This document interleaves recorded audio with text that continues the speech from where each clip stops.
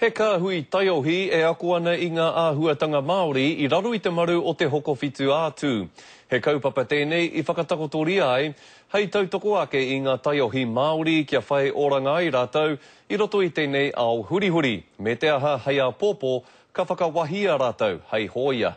He whakaharatau, he whakatika I te huarahi mo tētahi rā nui whakaharahara.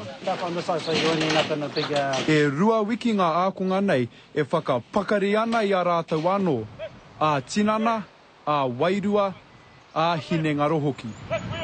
A rātou kaha I roto o wera me ta hākine kina te waiata wera mea.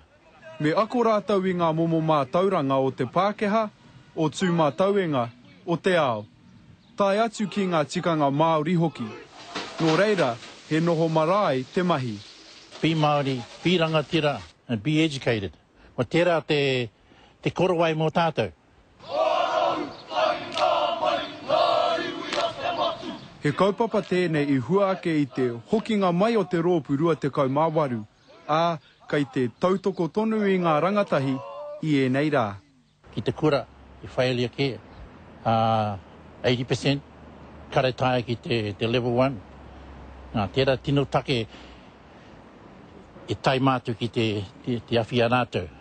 He nui ngā hua ka taka iho I ngā ākonga, pērā ki te ū ki te aratika.